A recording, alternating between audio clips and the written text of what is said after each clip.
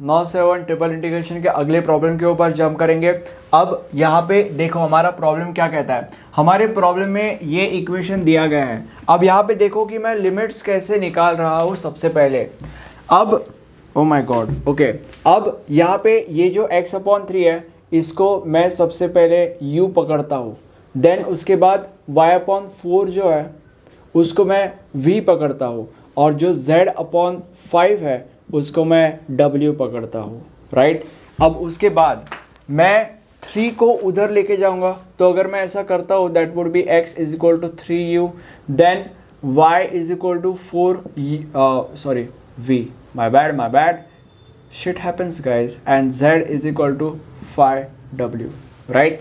अब दोनों को इंटीग्रेट कर देंगे, that is dx = 3 du, then dy = 4 dv।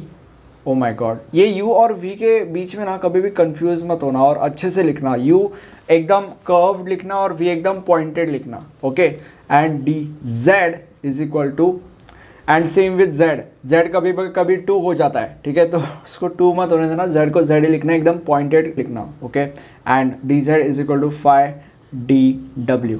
अब इसके बाद इन सबको हम मल्टीप्लाई कर देंगे, मतलब बेसिकली dx dy और dz = 3 × 4 × 5 du dv and dw, right. और हम ऐसा क्यों कर रहे हैं इसका रीज़न आपको बाद में पता चलेगा, उसका टेंशन मत लो, ओके। एंड अब यहाँ पे जो इक्वेशन दिया है उसको हम यहाँ पे डायरेक्टली लिख देंगे, that is x/3 + y/4 + z/5 = 1। अब अगर ये सारी की सारी वैल्यूज़ अगर हम इसमें डालेंगे तो हमें क्या मिलेगा, u + v + w = 1, ये मिलेगा। अब बहुत सारे लोग मुझे ये कहते हैं कि अगर इसका ऑर्डर अगर हमने चेंज कर लिया इससे कुछ फ़र्क पड़ता है क्या? कोई भी फ़र्क नहीं पड़ता। मैं आपको चेंज करके वैसा करके दिखाता हूँ, ठीक है। मैं पहले v लेता हूँ और उसके बाद u लेता हूँ, ठीक है, इससे कोई फ़र्क नहीं पड़ता। ये मैं अभी के अभी आपको प्रूफ करके दे दूंगा। अब यहाँ पे सबसे पहले हम w को पकड़ेंगे। अगर हमने w को पकड़ा तो ये दोनों उधर चले जाएंगे, that would be 1 - v - u। उसके बाद हमने क्योंकि w को पकड़ा इसलिए w गायब हो जाएगा, बचेगा ये। अब इसमें हम u को पकड़ेंगे तो v उधर चलेगा, that would B u = 1 - v। उसके बाद क्योंकि हमने w और u को ऑलरेडी पकड़ के रखा है तो इसलिए वो दोनों गायब हो जाएगा और बचेगा हमारे पास v = 1। सो v = 1 और ये हमारी लिमिट्स आ चुके हैं। अब यहाँ पे देखो मैं लिमिट्स कैसे लिख रहा हूँ, 0 to 1 - v - u, उसके बाद 1 - v और 0 एंड उसके बाद 0 to 1। अब आप में से ऐसे बहुत सारे लोग हैं जिनको ये लिमिट्स निकालने का गेम नहीं समझ में आता। इसके लिए मैं आपको हमेशा सजेस्ट करूंगा कि प्रैक्टिस कीजिए। प्रैक्टिस से ही आपको ये क्या लॉजिक है, इसके पीछे क्या मतलब क्या प्रोसेस तुम्हें फॉलो करनी पड़ती है ये समझेगा। प्रैक्टिस अगर आपको करना है तो आपके पास 2 रास्ते हैं, या तो मैंने इसके ऊपर वीडियोस बनाए हैं, वीडियोस में कुछ सम्स मैंने सॉल्व किया तो वो आप सॉल्व कर सकते हो, उसके आप प्रैक्टिस कर सकते हो। प्लेलिस्ट का लिंक आई बटन में आपको मिल जाएगा। और रास्ता नंबर 2, आप मेरे नोट्स परचेस कर सकते हो। नोट्स में आपको मिलेंगे एग्जाम में आने वाले मल्टीपल सॉल्व एग्जाम्पल्स एकदम स्टेप बाय स्टेप, जिससे आपकी प्रैक्टिस होगी और एग्जाम में आप पूरे के पूरे मार्क्स स्कोर कर सकते हो और अल्टीमेटली अपने पॉइंटर्स बढ़ा सकते हो, ठीक है। और ये मैं हमेशा कहता रहता हूँ क्योंकि ये आपके लिए बहुत ज़्यादा इंपॉर्टेंट है। अब आगे बढ़ते हैं। अभी यहाँ पे जो भी इधर है हम उनकी वैल्यूज़ यहाँ पे डाल देंगे और अब आपको समझेगा कि हमने ये सब क्यों निकाला, ठीक है। अभी z की वैल्यू क्या है, z = 5w, 5w। देन उसके बाद dx dy dz, dx dy dz = this. हम यहाँ पे लिखेंगे 3 × 4 × 5 × du dv और dw।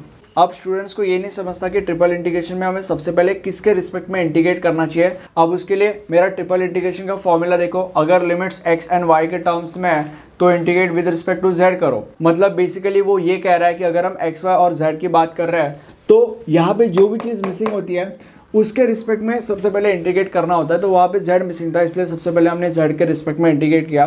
तो अभी यहाँ पे हम u, v और w की बात कर रहे हैं, तो यहाँ पे हमारी जो लिमिट्स है वो u और v के टर्म्स में है, इसलिए सबसे पहले हम w के रिस्पेक्ट में इंटीग्रेट करेंगे क्योंकि w मिसिंग है, राइट। देखो अब मैं इसको कैसे लिख रहा हूँ, 0 to 1 - v then curly bracket, और कर्ली ब्रैकेट के अंदर ये minus v minus u and डब्ल्यू आएगा क्योंकि फाई तो कांस्टेंट हो जाएगा, एंड उसके बाद यू वी डब्ल्यू के रिस्पेक्ट में कर रहे हैं, एंड बाकी सब घराच्या बाहर, ठीक है, and D U D V. अब यहाँ पे आगे इसको हम सॉल्व करेंगे, so that is 0 to 1 minus V, and then अगर तुम w को with respect to w integrate करोगे that would be w square upon 2, okay, and limits 0 to 1 minus u minus v, and अब यहाँ पे देखो 5 into 4 that is 20, 20 into 5 that is 100, and 100 into 3 that is 300, so 300 into du and dv, okay, u अच्छे से। अब इसको solve करेंगे, 0 to 1, 0 to 1 minus v, upper limit minus lower limit, w के जगह पे अपर लिमिट अगर हमने डाली तो 1 minus u minus v square upper limit, और यहाँ पे अपॉन 2 माइनस लोअर लिमिट, अगर w की जगह पे 0 डाल दो सब 0 हो जाएगा तो लिखने की ज़रूरत नहीं है, तो ये हो गया, एंड यहाँ पे 300 du और dv। अब ये जो क्वेश्चन है ये एक डबल इंटीग्रेशन का क्वेश्चन बन चुका है, जैसे आप देख पा रहे हो। अब डबल इंटीग्रेशन का फॉर्मूला क्या कहता है, जैसे ट्रिपल इंटीग्रेशन का ये वाला फॉर्मूला है, डबल इंटीग्रेशन का भी ऐसा ही फॉर्मूला होता है जो ये कहता है कि अगर लिमिट्स x के टर्म्स में है तो integrate with respect to y करो, और अगर लिमिट्स y के टर्म्स में है तो integrate with respect to x करो, right, simple as that, easy peasy. तो यहाँ पे लिमिट्स v के टर्म्स में है तो सबसे पहले हम इंटीग्रेट विद रिस्पेक्ट टू ये करेंगे, राइट। सो अभी यहाँ पे 0 to 1, then 0 to 1 minus v, and u के रिस्पेक्ट में कर रहे हैं तो that is 1 minus u minus v square d u, okay, and ये 2 कहा गया, ये इसके साथ डिवाइड हो गया, और ये आ गया 150 एंड डी वी, ठीक है। अब इसको सॉल्व किया जाएगा, 0 to 1 ब्ला ब्ला ब्ला। अब इसको अगर तुम इंटीग्रेट करोगे विद रिस्पेक्ट टू u तो आपको मिलेगा 1 minus u minus v 3 upon 3, it is like x raise to n+1 upon n+1, okay, बस उतना ही, एंड उसके बाद 0 to 1 माइनस v, एंड बस 150 dv, देन उसके बाद 0 to 1 minus u minus v raise to 3, ये 3 उधर चले जाएगा, दैट वुड बी